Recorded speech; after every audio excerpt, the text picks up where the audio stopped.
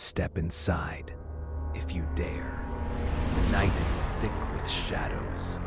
The full moon is glowing among the stars.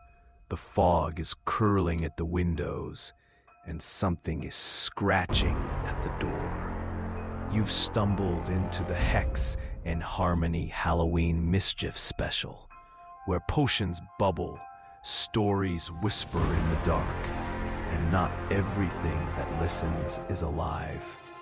So light your candle, hold your candy close, and join us in the glow of the jack-o'-lantern. Because tonight, spirits have saved a seat just for you. Happy Halloween, everyone. Welcome to episode 20 of Hex and Harmony's Halloween Mischief episode. So get ready, come inside, have a seat, get your tea, your water, your wine if you indulge, and we are going to get started. We've got some fun things lined up for us today. Spooky.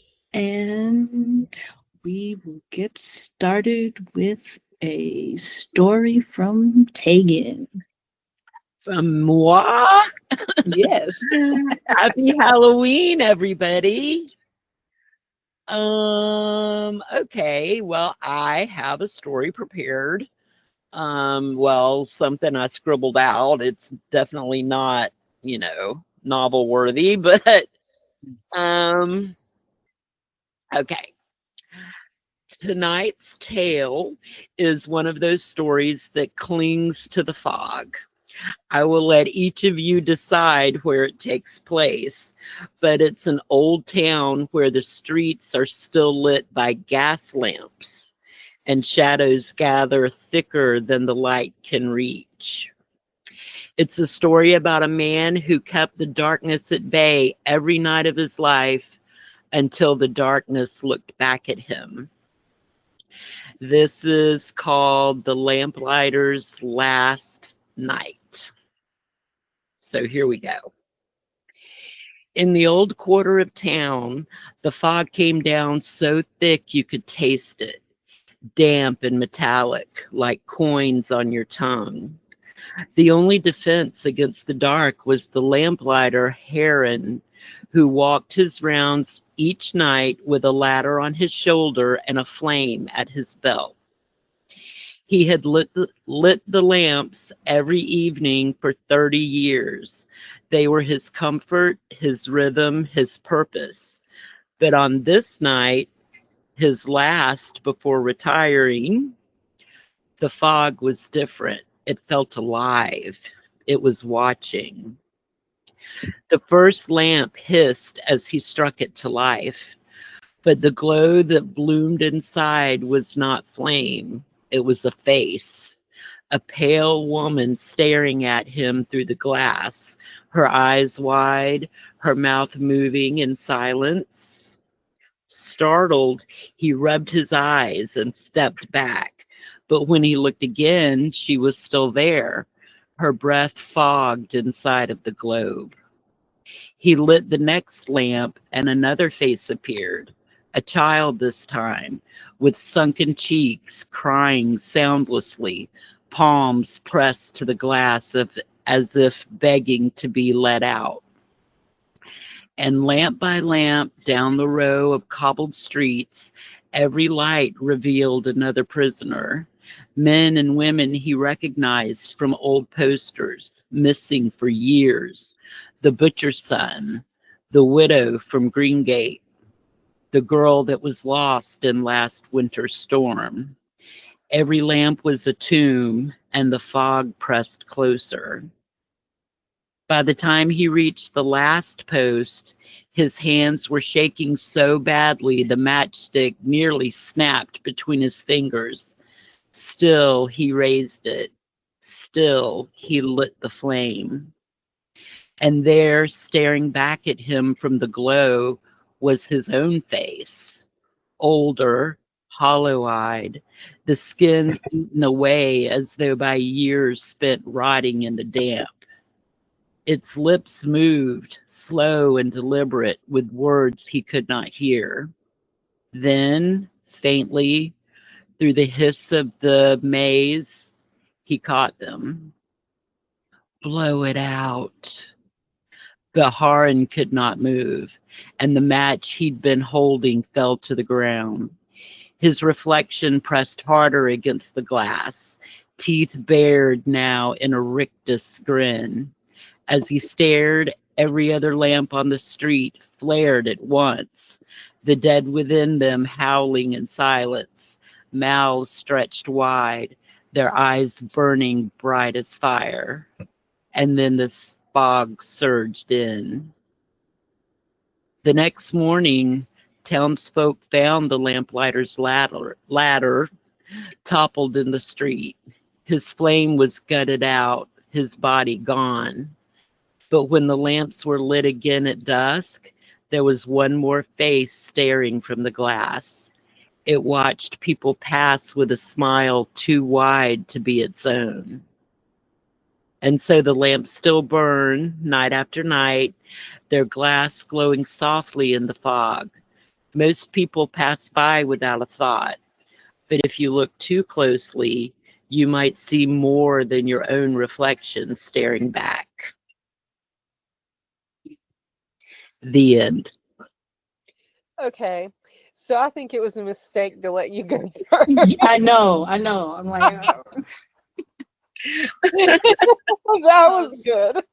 that was so good. I see why you won. Oh my God. That we're was supposed to go after you? There's no way. There's no way. Was it sufficiently creepy? So when we get to our stories, everybody don't judge Right. Don't judge. because they won't be as good as that. It will be. No. I can do okay, but this one is not that good. Even if I did good, it wouldn't be that good. But I put it together. But we'll do mine and Beilit's later. Right. That was good. Yes, very good. It was creepy. Yeah. Thank you. I actually forgot that we were supposed to have a story ready, so I scribbled that out like in the last 30 minutes. Don't say that. You scribbled that out in 30 minutes. I'm leaving. Okay, yeah, we're skipping our stories. Right. Let's go to the next thing. Let's talk about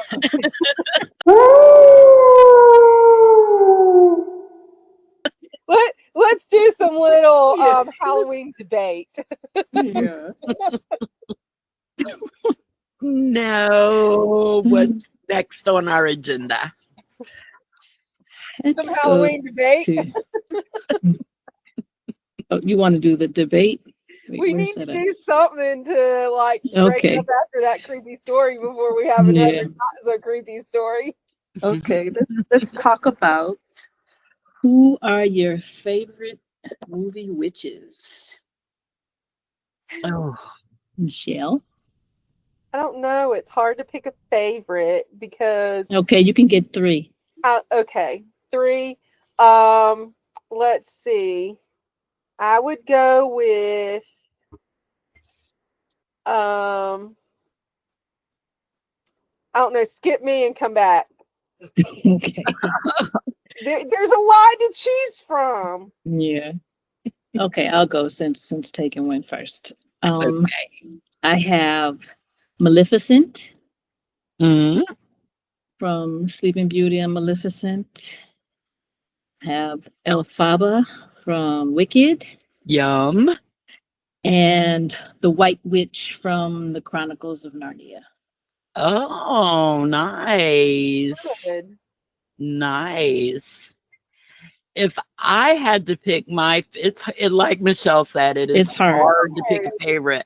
But the first ones that come to my mind, I guess, because it's like a Halloween season ritual for me, are the witches from Practical Magic. Okay. those are the first ones that really pop into my head. Mhm. I would say the Sanderson sisters would be good ones, Mhm. and Crazy Nancy, Mhm. because she just goes after what she wants. Okay. Who is Crazy Nancy? From The Craft. Oh, okay. Crazy Yep. Nancy from The Craft. Okay. Yes. So just because I love that movie. I do too, I watch it every year in October, so I haven't Right, yet, right. but by the time this episode goes live and everybody's listening to it, I will probably have already watched it this year, at Right. least once. But because, I mean, I don't like her character, Right. Right. but I like her, especially at the first part of the movie, not as she becomes Yeah. crazy. When she went crazy, oh my God, Yeah, that was too yeah, much. not then, but at the beginning of The the movie. concept, her Yeah, concept yeah. started out very good. Yes. Yes, But, yeah, I do I the same thing. I mean, in the month of October, I watch Practical Magic like a million times and The Lost Boys at least a few dozen times. I just I finished watched watching it Lost last night. Boys. Did you? Yes. I will be watching Practical Magic and The Lost Boys too. But I was Yeah. trying to come up with different ones than what y'all said at the same time, because I was like, yeah, I don't want to now say the same ones they said. Right. Yes, I just watched, well, I watched the first half last night of The Lost Boys. Mhm. And then it was like 3 o'clock in the morning, and I said, no, I'm going to bed. So Yeah. So who's your least favorite witch from movies or TV or whatever? Least favorite. my least favorite.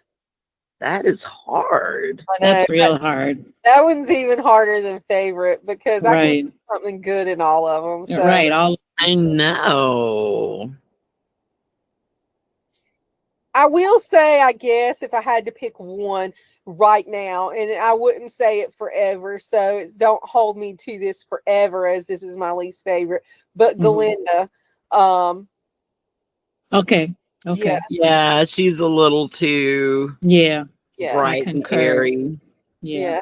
But I could get on some of that bandwagon at Mhm. some point, but right now, nah. If I had to pick a least favorite, it would be Yeah. her right now. Okay.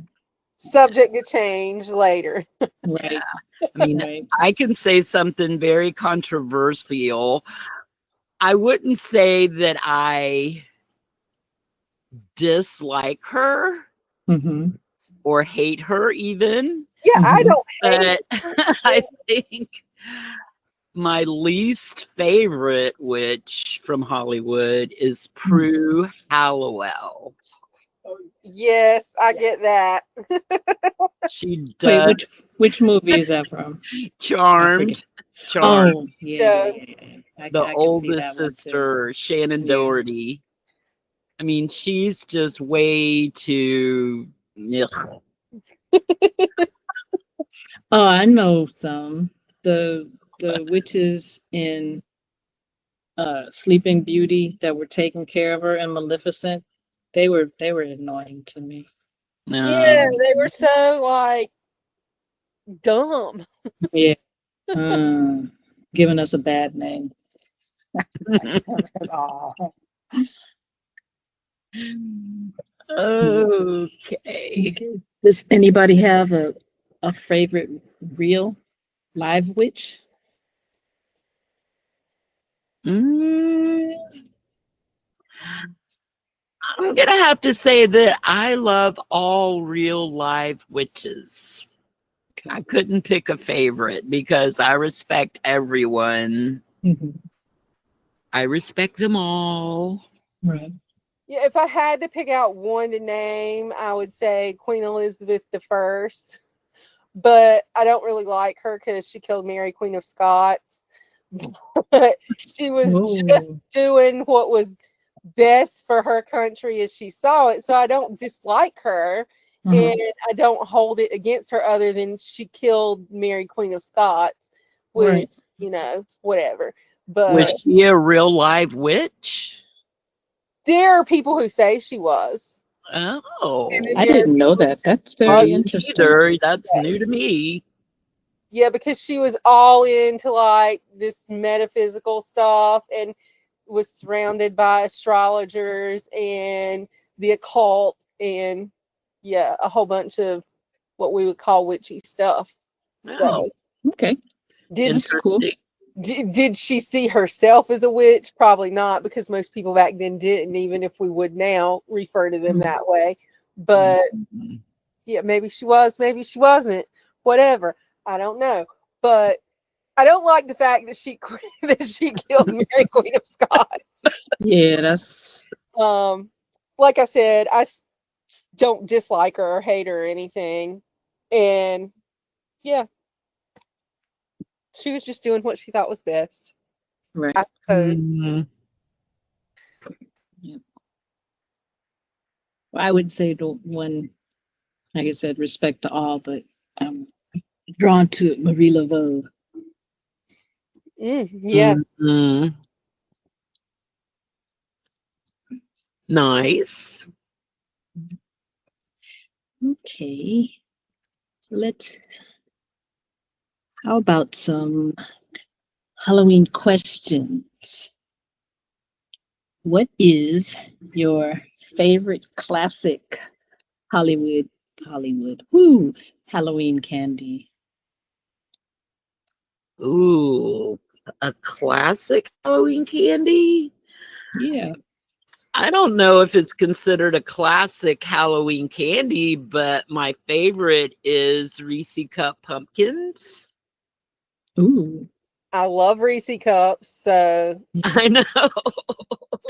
And now this year they have these Reese Cup coffins, these coffin shaped Reese cups. I haven't Really? had any, but I saw them like at Walmart or something. I did not buy them, but yes. Okay. And I'm trying to think. I mean, trying to think when I was little, like what did we all scrounge around in our bags for and try to I just hoard wanted up? the chocolate. It didn't Yeah, matter what it was. If it was chocolate, I wanted it. me But I too. can tell you what my least favorite Halloween candy is. We already know. I bet I can guess. I do not like candy corn. Candy corn. That stuff could disappear off the face of the planet and it would be a better place. I don't My love husband is candy in the corn. background listening to us, and he's like, "You can send me all the candy corn." So I'm like, "No, that crap can just disappear off the face of the earth." Yeah. Oh, I um, used to like getting sweet tarts. I do oh, like sweet sweet. tarts. Sweet tarts are good, and starbursts. I love Oh my starbursts. God, Starburst. I Yes. know. Yum. Okay. What's your favorite childhood costume or any costume? It don't have to be childhood because they have adult parties also now. So what would be your favorite costume? That we have worn or that Yeah, we. that you ever wore. Okay.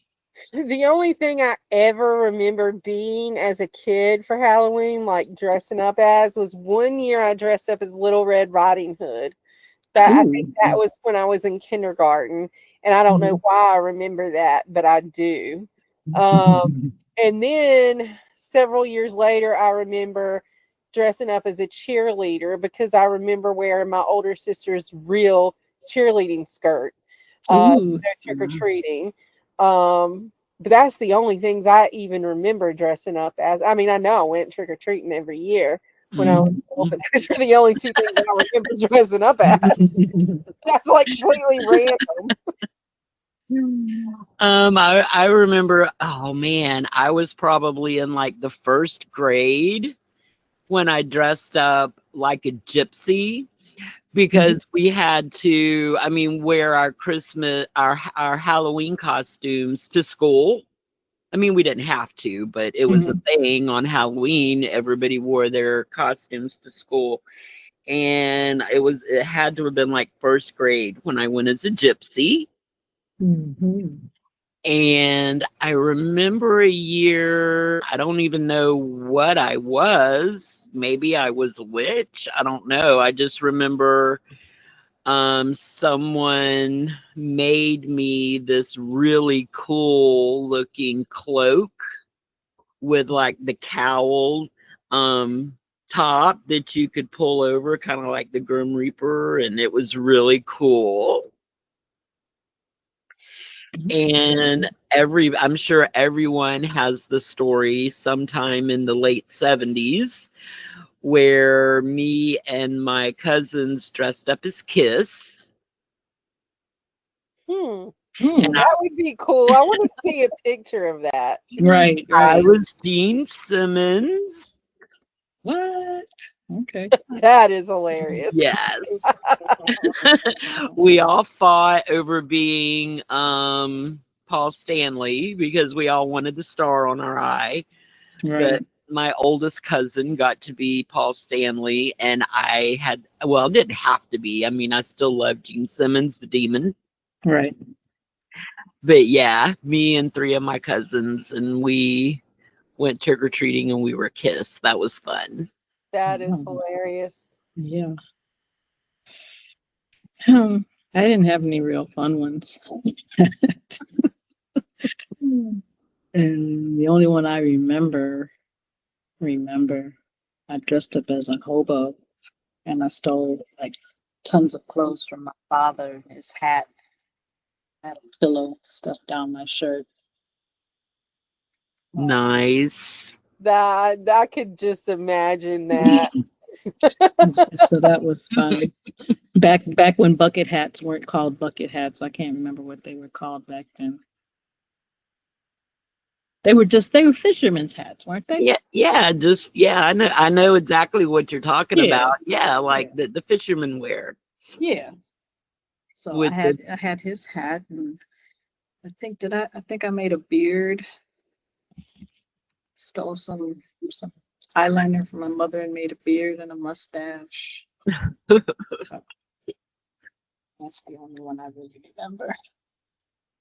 That sounds fun. How about let's talk about pumpkin spice now.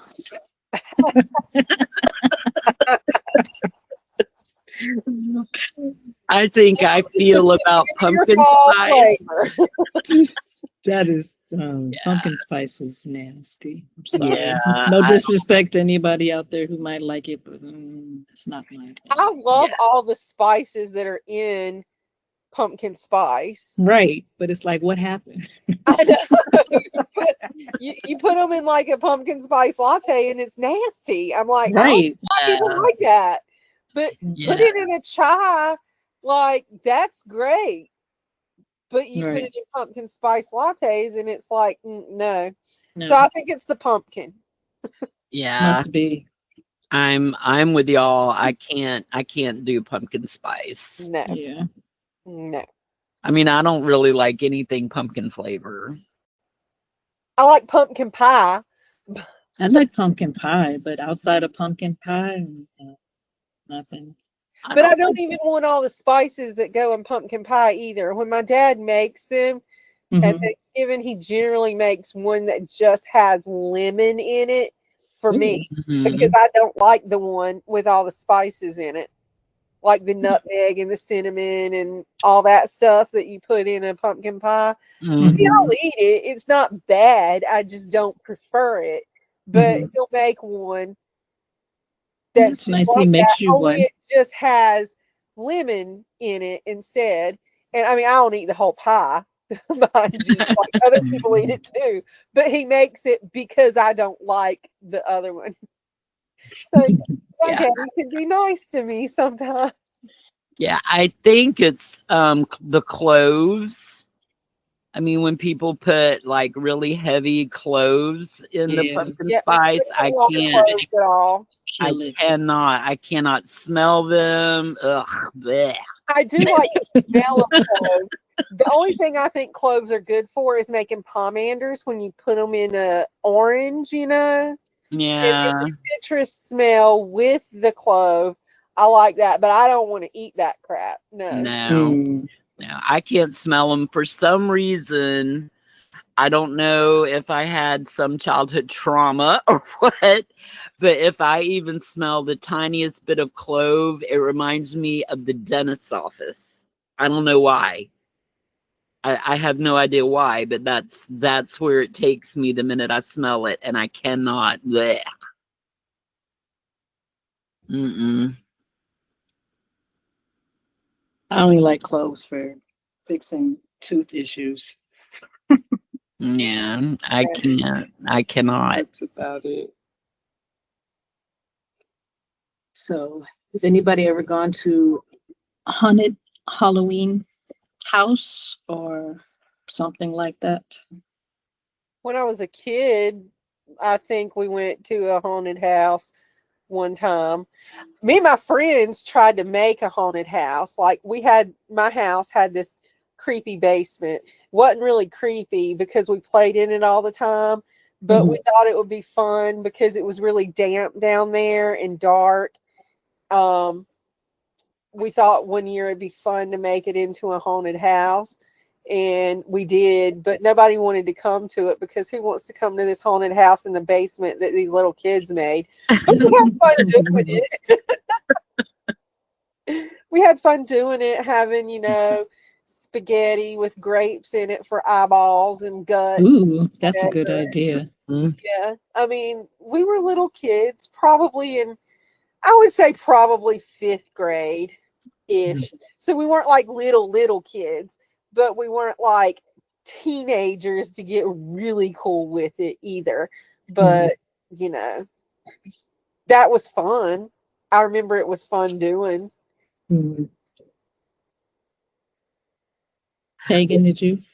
I was trying to remember the one thing that I don't like about, the manufactured haunted houses and the fun houses that you go through is if somebody jumps out and grabs Yeah, me. I don't like jump scares at all. I mean, I'm fine if we're just walking through and ooh, this is scary and ooh, that looks gross or whatever. But if the people touch me, I'm gonna freak out. I Because don't want you jump don't know who scares in these movies. people I are. don't want it when Right, he's walking through a haunted house because that's just too dang real. right. I went to one of those when I was older. We were standing in line forever, and then they take a group of you up before you go in, and then oh my gosh, I can't remember which one it was, but the guy who had the chainsaw in the movie. Was that uh Was that Halloween? that was No. Texas Chainsaw Massacre, right? That's Yeah, what I was thinking. yeah. What So was the dude's name in that? I don't know. I just I think don't remember. Texas Chainsaw Massacre. Granddad. What did you say, Granddad? Granddaddy. So yeah, The people guy. listening to this, you just got to put up with my husband's in here and just randomly talking while we're doing this episode. So they have this Oh, it's guy. Leatherface. Was that his name, Is it Leatherface? Leatherface? Yeah, Leatherface. Okay. Well, Leatherface comes You can running tell out of I the don't watch building. it. Leatherface came running out of the building, and he's chasing us around with this chainsaw. Mm. And some people were. I didn't run. I was like, no, I'm not doing this. So then, like you said, we went inside, and people jumping out at you, and so it wasn't really scary per se. It was just a bunch of people jumping out of you. It was really annoying because we paid a lot of money to go to this thing. Yeah. But they had this other one that I was like, I don't know why anybody would do this. They don't tell you where it is. They tell you to meet them in this parking lot and to get out of your car. And as you're standing there, the people who are running it sneak up behind you and put bags over your heads and drag you away to the haunted house or whatever happens. I'm like, there's no way I was doing that because people are too crazy. You don't know if these people are the real people or if it's a setup to try and whatever. So anyway, Yeah, I don't trust people well enough for that kind of thing.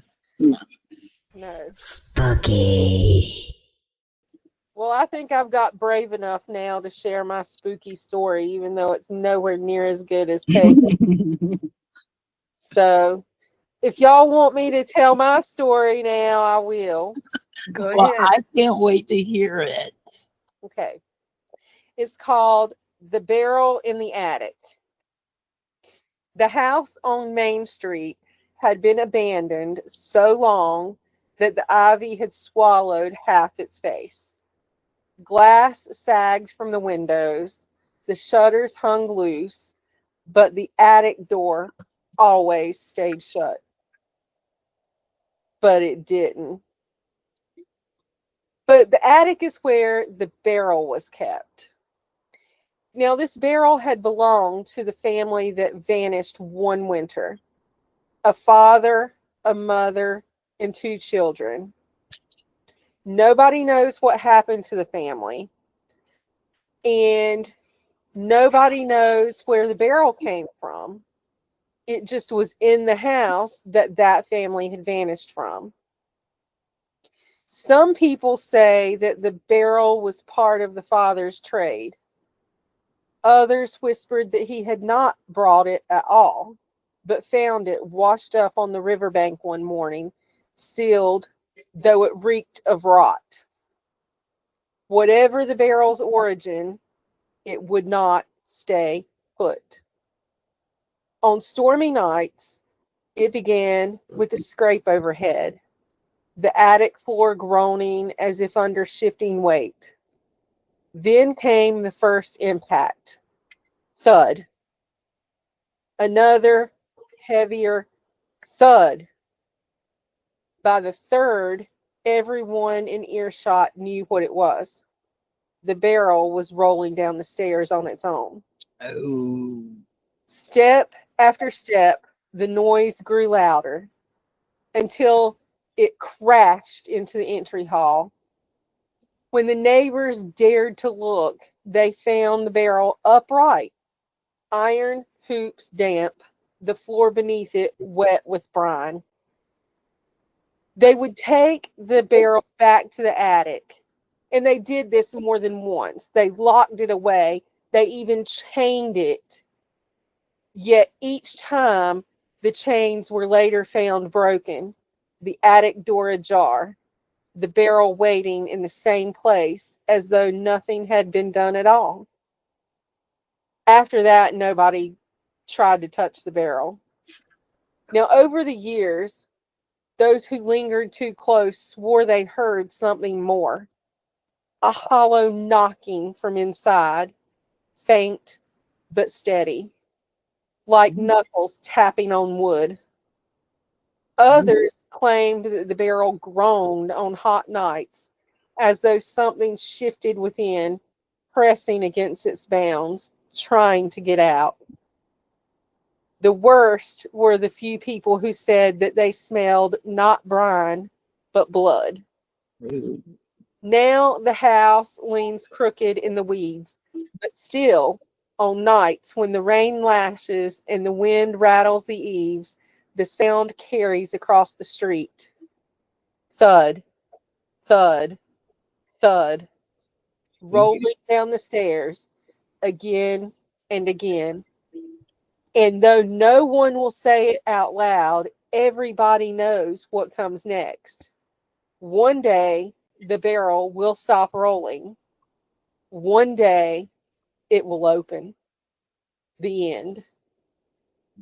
Hell no, it wouldn't open because I would have done took that bitch and threw it back in the middle of the ocean.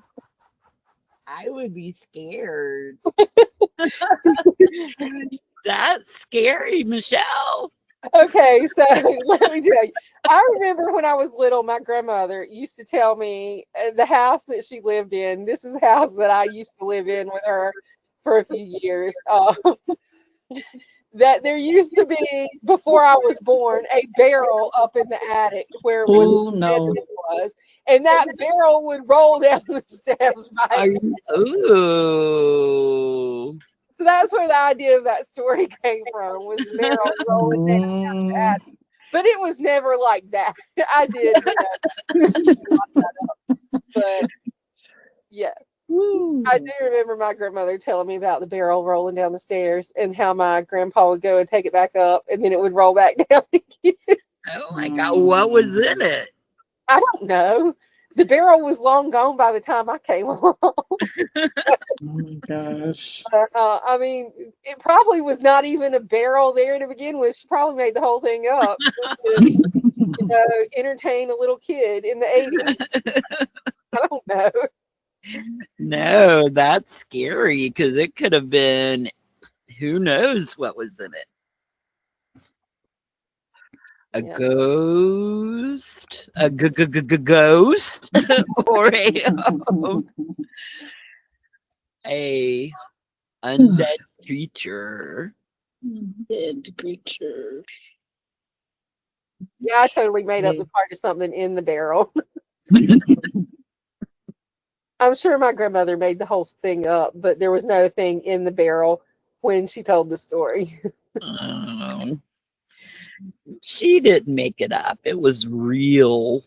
Yeah. The one that she told that I'm convinced was real was the ghost coming down from the attic. There was also that story, and I don't remember details of it, but she would talk about seeing a ghost in white, like a woman's ghost in white, just descending down the stairs. And I mean, I remember there was more to it, but I don't remember all that. That's just the part that I remember now. But my dad was like, "Yeah, right." And I'm like, I am convinced that that woman was a witch and she saw ghosts and all kinds of stuff. You can't tell me otherwise. Wow, that is very cool. Yeah. I won't tell that part to my daddy. He wouldn't believe that, but I'll be like, I believe it. That's all that matters. Right. And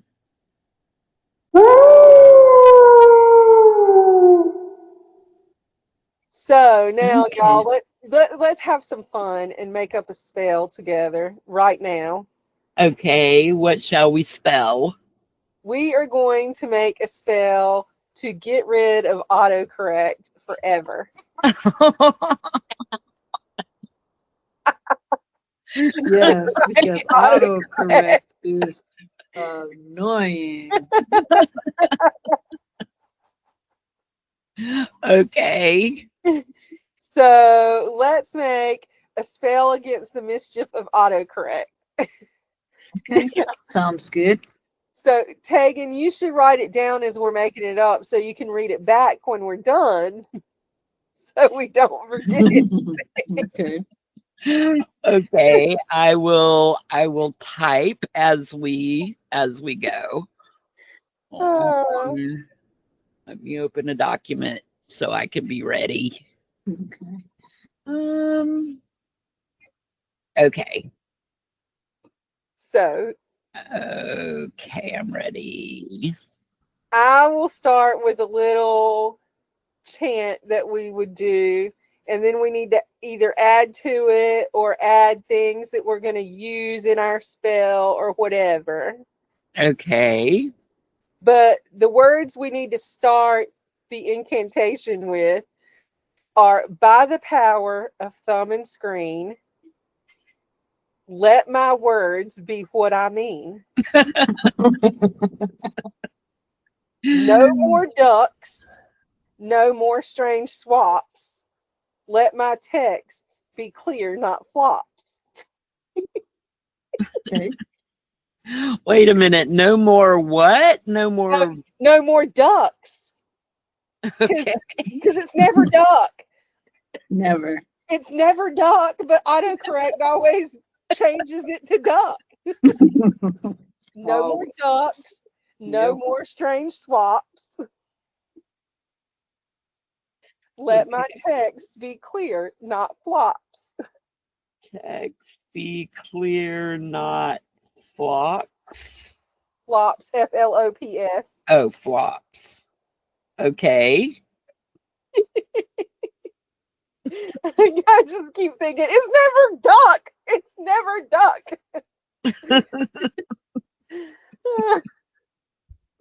Oh. Okay, so we open our spell. And what do we need to add into it? We need to have our phone there as we're doing the spell. Okay. So we need our phone. Need our phones. Got it. We need to have the circle cast, and we all need to be sitting in the circle. And spell check needs to be in the middle. As we surround him. Okay, so we're in the circle, and in the center of the circle is an altar. And upon the altar, we have our phones. Shattered remains of a flip phone from 2003.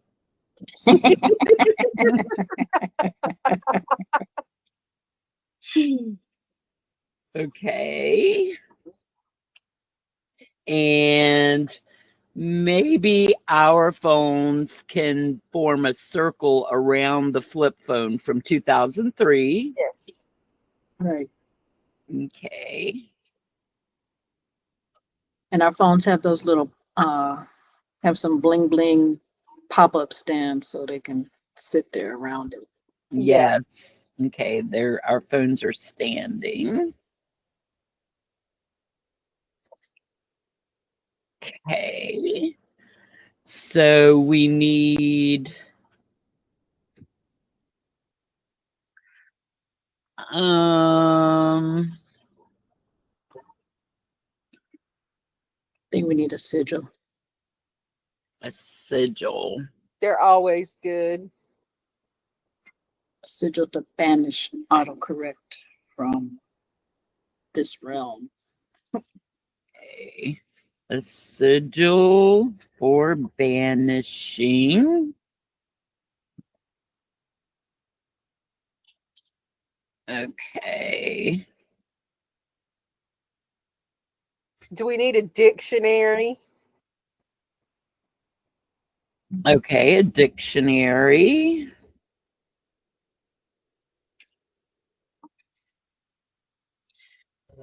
And a cursed Bluetooth connection.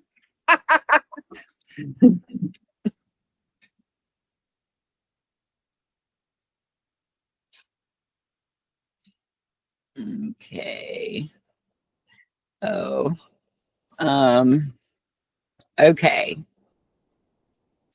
So we're standing in a circle around an altar that holds the shattered remains of a flip phone from 2003. Our phones are circling the old flip phone, and they're on blingy iPads. I mean, blingy, stands so that they stand up. Yeah. And they are all sitting atop a sigil for banishing. We have, in place of our wands, we have a stylus that's been dipped in salt water. That's good. And sealed with the ashes of our last typo. I like that. And together we say in unison, by the power of our thumb and screen, let my words be what I mean. No more ducks, no more strange swaps. Let my text be clear of not flops. I love it. So let it be written, so let it be done. And then be gone, foul autocorrect. Let chaos reign in my spelling. Oh, I love it. Yes. I love it. And then we can do whatever we want. And type all the non-ducks we would like. Right. Yes. And here's a quick incantation. Letters twist and words go wrong. You've plagued our text for far too long. Be gone, foul spirit of the word. Your meddling will not be heard. Okay. Like that. Yep. Poof. And we are free from autocorrect forever. Yes. Yay.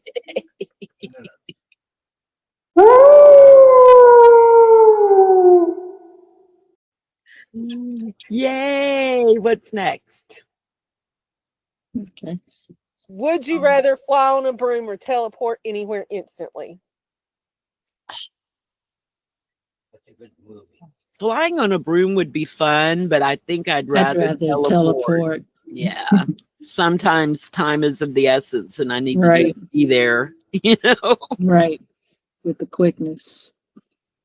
Would you rather have a talking black cat familiar or a helpful ghost sidekick? Cat. Talking cat. Ghost. Can I have both? I just want them both. I just don't want to have to sweep up cat hair. But I would totally take the ghost. Would you rather trick or treat as an adult or hand out candy to kids? Trick or treat as an adult. Yeah, I'd rather get the candy, not give it away.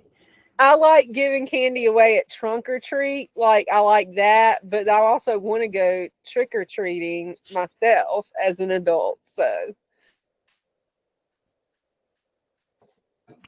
would you rather go through a scary corn maze alone or a haunted house with friends? Haunted house with friends. Yeah, haunted house with friends. Same, as long as it's not one of them jump scare things. Yeah, Right. no, I want a real haunted house.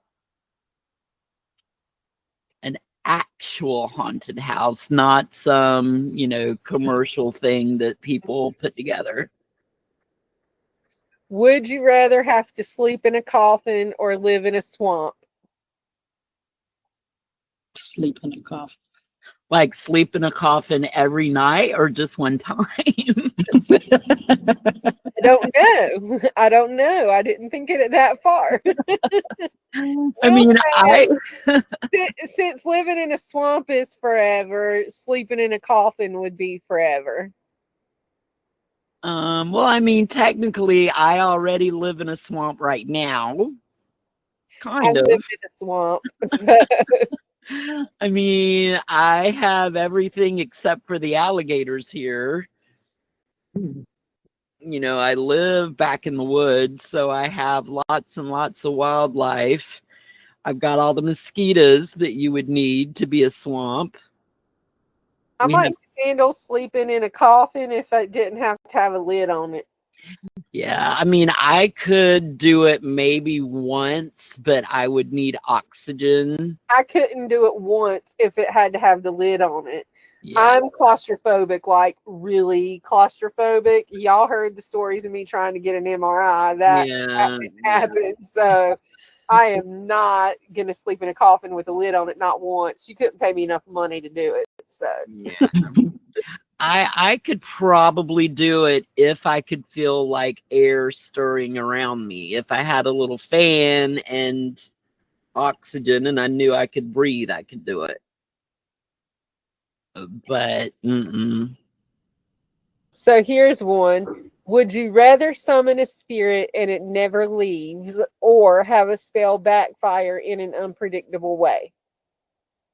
Mm. What kind of spirit? Just a spirit.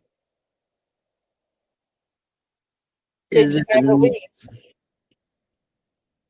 well, I mean, it depends on if it's a nice spirit or a mean spirit, but I know, and it depends on how the spell backfires. I mean, I've had plenty of spells backfire in unexpected ways. So I don't know. I don't want a bad spirit following me around forever. No, okay. Do you want me to tell you the story about the spell that backfired unexpectedly? Well, can you tell us just one? You said you've had plenty of them do it. Well, I mean the biggest, worst one. Yes, I want to hear it. I think I've told y'all this story before. Okay, this, I know that I've told you before that if I have ever tried to like do a spell or something like that without grounding and centering first, it never goes the way you want it to go. Yeah. So one day I was on my way to work, and to get to work, I had to go, on the highway, on the expressway. And I had to drive from the beach into downtown, which was usually about a 20-minute ride, not that bad. But in the city, leaving 5 minutes later can make a huge difference Yeah. in how long it takes to get to work, right? Mm-hmm. So I left a little late, and I was trying to get to work, and traffic was just at a standstill. It was just backed up. I was freaking out. I was like, oh my God, I'm going to be late. I can't be late for work. And so it dawned on me, you're a witch. Just do a spell and get this traffic moving. So I was not thinking clearly. Obviously, I was stressed and wanting to get to work. And I don't know why it came into my head that fire would speed things up. Mm-hmm. But that's what I decided. And so I was sitting in traffic. I had my hands on the steering wheel, and I just visualized fire, moving from my hands and just speeding up all this freaking traffic. And I don't know how long I visualized it, maybe a minute or two. But lo and behold, within like 5 minutes, smoke began pouring from under the hood of my car. Oh no. And I set my car engine on fire. Well, that was a backfire. That was a Wow. backfire. I didn't actually see flames, but I mean, my engine was like burnt. It was not working, and smoke was just like pouring from under the hood. And I was in this spot that was like an overpass, so there was no shoulder, there was no side of the road. I was just stuck there in the lane, in the middle of the road, and could not move, could not go anywhere, and cars were honking at me. And needless to say, I was like 3 hours late to work that day Ooh. and people, everybody was having to move into the other lane who had been behind me to try and get around me. And I mean, traffic was backed up for 10 miles all the way out to the Wow. beach. And people Wow. would pass me, and they were honking, and they were yelling at me and calling me names Ooh. That's not good. because and I was like, it's not my fault. I didn't mean for my car to break down, but it damn sure did. I mean, it was aggravating and a little bit scary because some people were not nice when they were yelling at me. Right. People are And mean. they are. I mean, I know that I made them late for work. I was already late for work, but oh God, I mean, it was in like the worst possible place for a car to break down because there was nowhere anybody could go. And there were cars like trying to get on the expressway. So all that got backed up. I mean, it was horrible. Wow. It was horrible. And like, that's my worst story of a spell backfiring. And that's why I say do not try to perform magic without grounding and centering and having your head clear, Yeah. because Don't do it in the moment. no.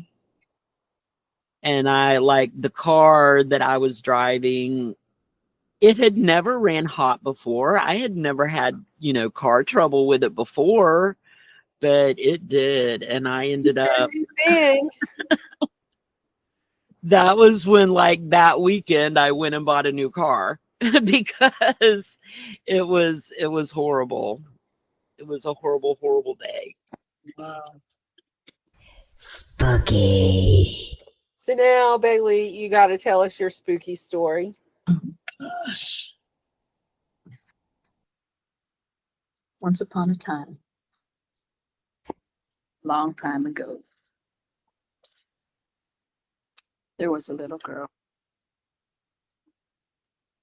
And she lived with her parents. And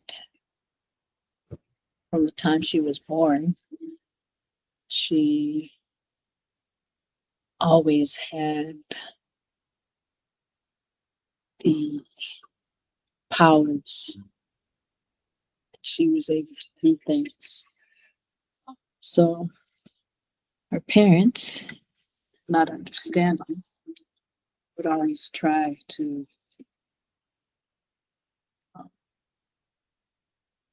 keep her from using her powers.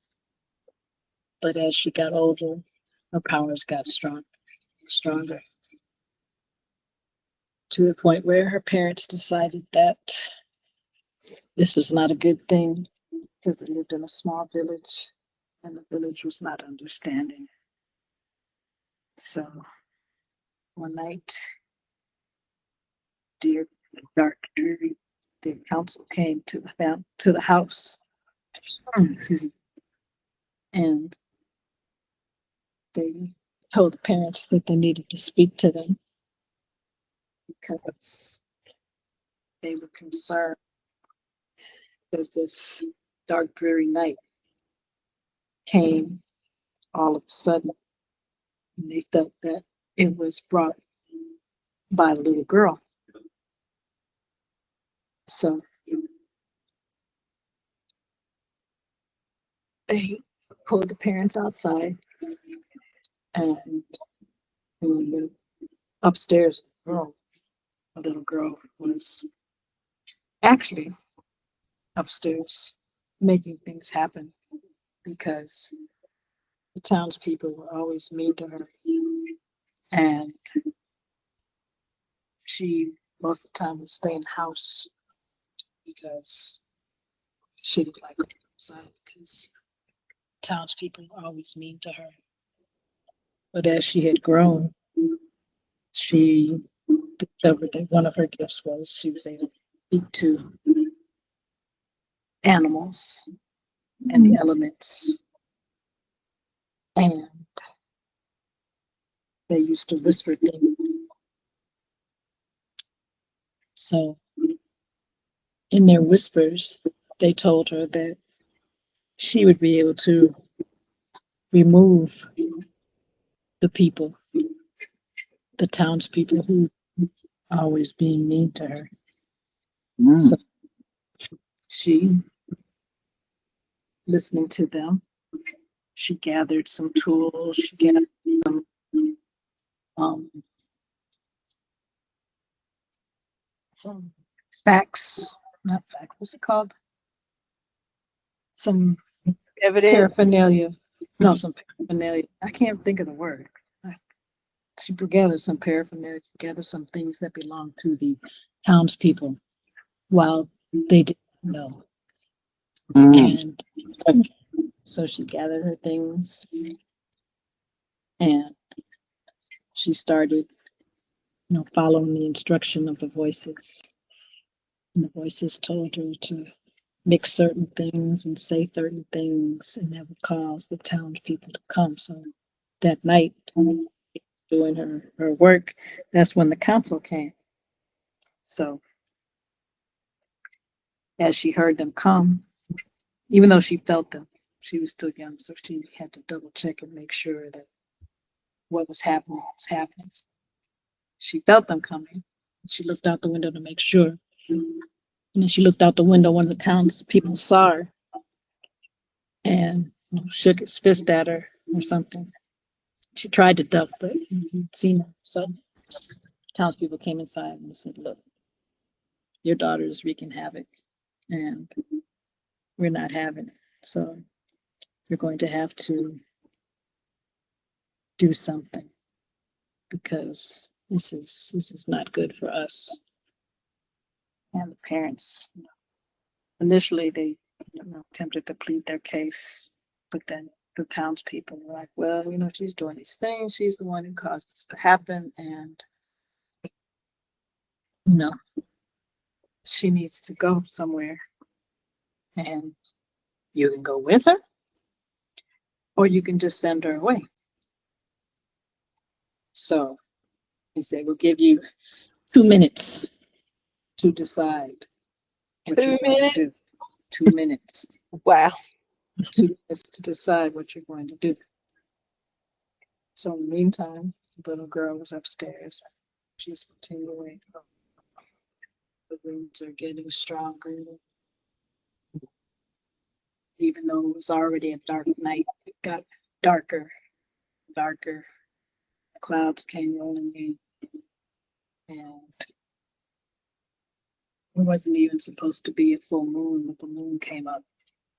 So the townspeople were really getting concerned because it wasn't supposed to be a full moon, and they're wondering how this is happening. They all looked at each other and said, "Obviously because of her." And then they all looked up at the sky because there was a flash, and then the full moon turned into an eclipse right before their eyes. So they're really getting freaked out. And the girl is in the room. She's in a trance state. She's rocking back and forth. She's holding one of her tools in one hand, the other hand, she's got her arms out, and she's listening to the words of, or listening to the voices that are speaking to her. So the parents are downstairs trying to figure out what they're going to do because time is ticking. They only gave them 2 minutes. So they come back and, "What are you going to do?" And the little girl was listening. Even though she was in a trance state, she could still hear what was being said. So the parents said, "Well, we have decided she has to go." And it broke the little girl's heart.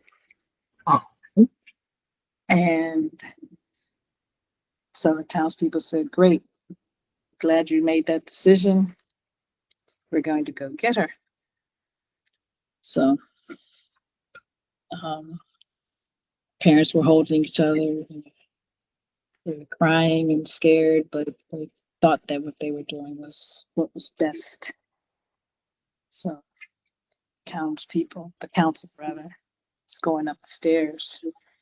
But as they're going up the stairs turned into like a down escalator. So as they're trying to go up, they kept going down because it was reverse of where they were trying to go. So they kept trying, and then they figured out, okay, if we just run up fast enough, we'll be able to get there. So as they're running, the little girl figured out what they were going to do, so she made the escalator go faster. So even though they tried to run up, they couldn't because it was moving too fast. So the parents are getting a little more scared now because her powers were getting stronger. So now you got the full moon, lunar eclipse, got the clouds, and then all of a sudden the owls started coming. So the owls are coming, and these are like huge, huge owls. They're like from standing like 7 feet tall. So they come and they're landing. They're standing next to the council people. I mean, not the council people. They're standing outside, staring inside. These are all black owls with black eyes. So the owls start walking closer and closer to the house, and then they decided they should surround the house. The owls surround the house, and then they start flapping them. And the townspeople, the council is getting concerned because all these 7-foot owls flapping wings is bringing up a great pressure in the house. So they actually got a rope and they tried to throw the rope up on the banisters so they could climb up. So they threw the rope, they got it attached to the banister, they pulled it, the banister broke. So they started screaming for the little girl to come downstairs. Yeah, the little girl did not answer. So they're trying to figure out how they're going to get in. Owls are flapping their wings, and the what's it called? The siding from the house starting to come off, starting to rip, starting to tear, it's starting to deteriorate.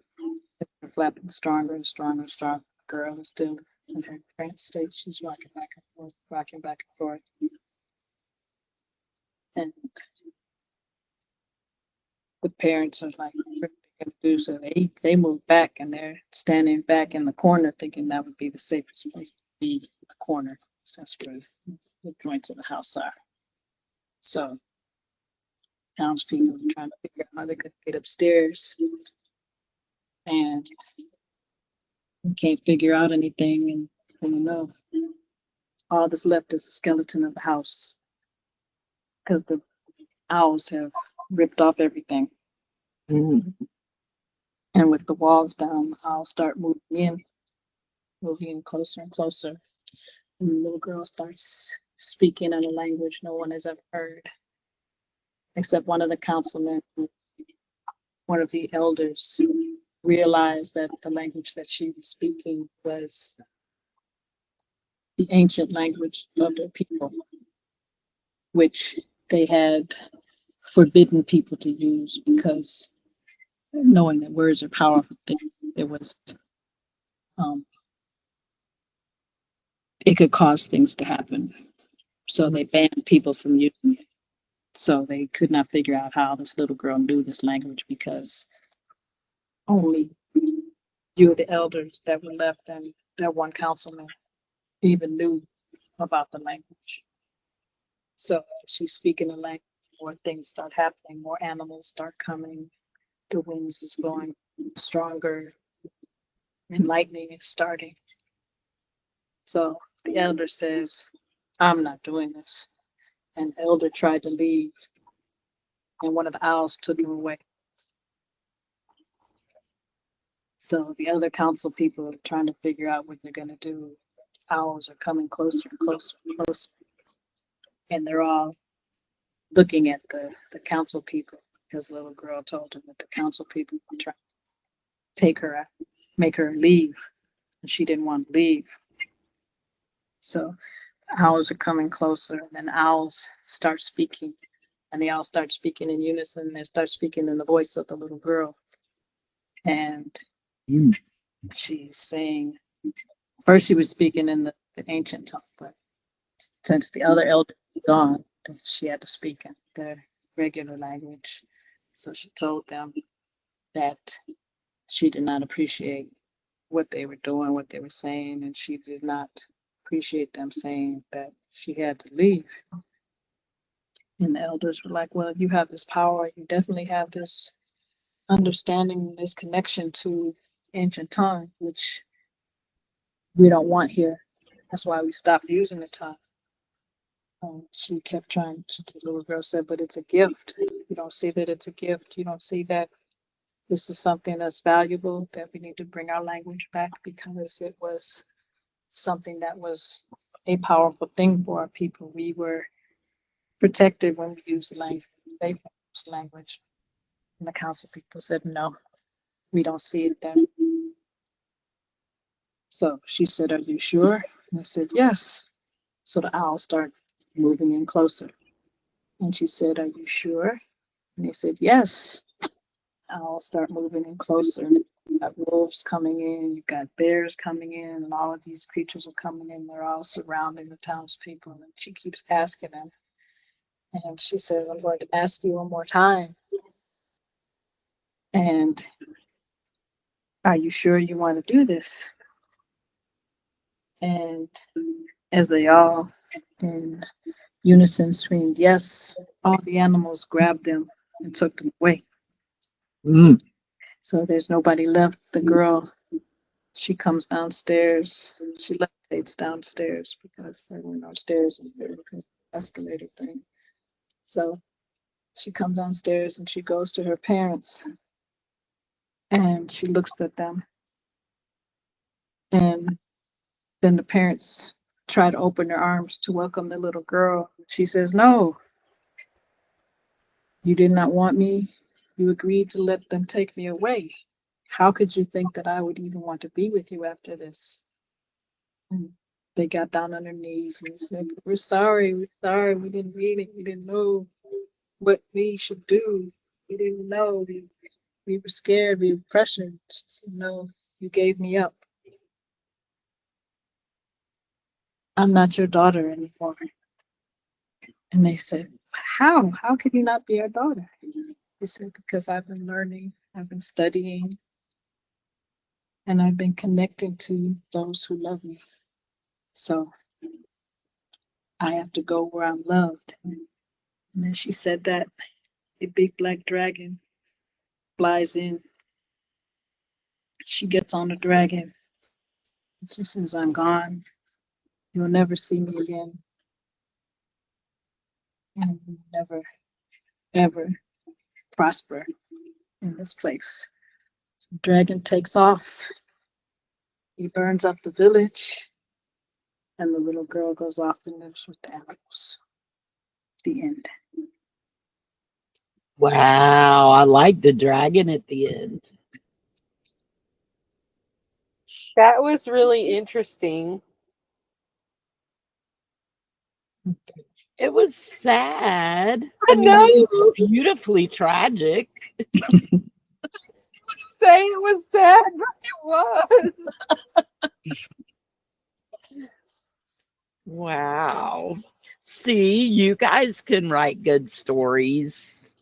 Well, I didn't say we couldn't. I just said they weren't as good as yours. Right.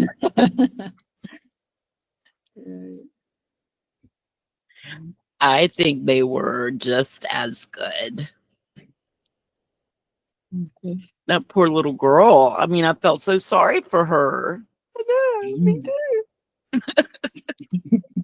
too. Oh, don't cry.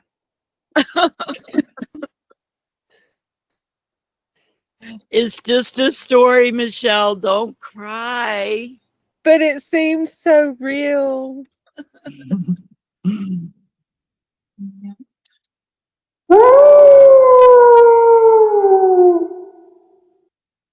Let's do a few more fun questions, though, Okay. to end on some laughs. I don't want to like end and be sad. Okay. Your story was really good, though, Beilit. Which is scarier, zombies, vampires, or ghosts?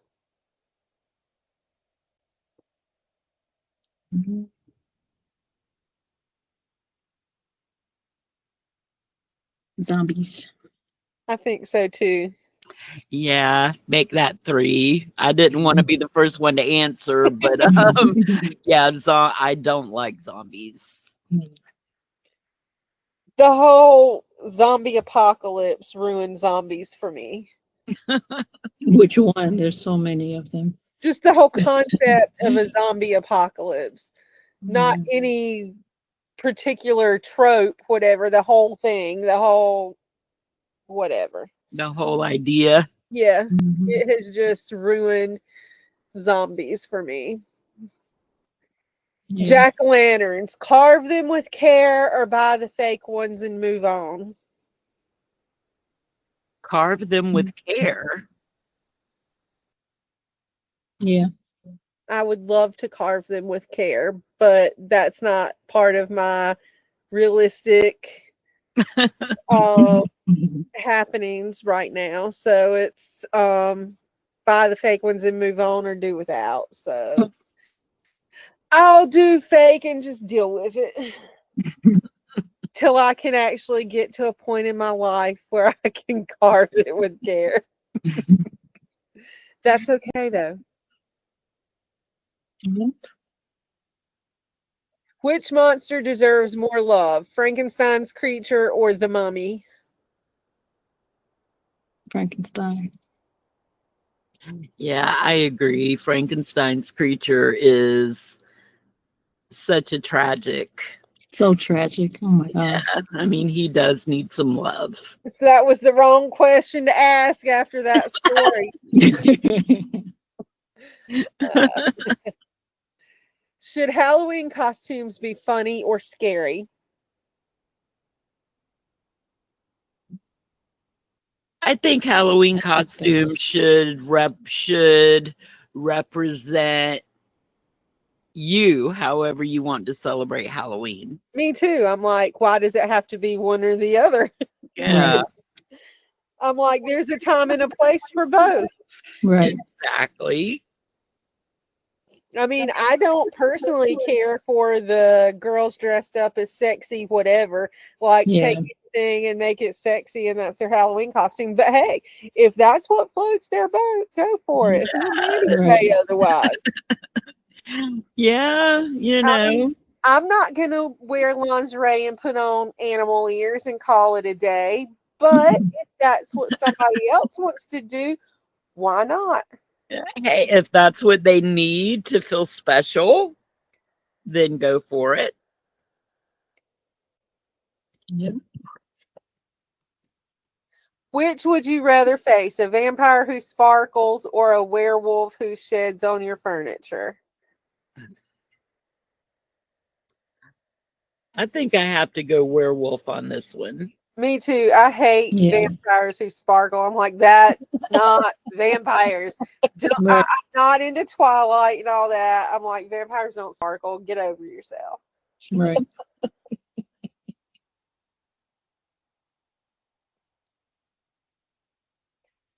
Should Halloween decor be spooky and gothic or cute and kitschy? I have a little bit of both. Yeah. I think that's personal choice also. Same, ladies, same. I'm gonna be like, you do you, boo. I have both woven together. Whatever Yeah. makes me feel good and I like, I don't care. Hmm. Okay, last one. Which movie witch would win in a duel? Samantha from Bewitched or Willow from Buffy? That's probably Willow from Buffy. I'm gonna go with Samantha just because I like her better. I mean, if I had to choose, Yeah, I would definitely choose like her Samantha. better. I'm gonna say her too, and for the exact same reason. I'm glad you said it first, Tegan. Mhm. uh, I don't always pick the winning team, but I always go with who I like best. Exactly. I always go with my heart, and my heart says Samantha Stevens. My heart goes for the underdog. I'm not gonna say that Samantha's the underdog, win, but that's who my heart says. So we're gonna go with it. Yeah, all she's got to do is wrinkle her nose, and she can do whatever she wants. She's one of my favorite movie witches, TV witches. I couldn't think of her earlier when we had that way back at the beginning of this episode. Oh. And Cassie Nightingale from The Good Witch. I really yeah, like she's Cassie a very subtle witch. Yeah. And cozy and comfortable but I like her. Yeah, I like her better in the movies than in the series. I haven't seen the movies. I was just looking them up the Oh, other really? day so that I can go and watch them in order. I've only seen the TV series, but Oh, I am sure that Hallmark will play them the I will closer be it gets to watching them. Halloween.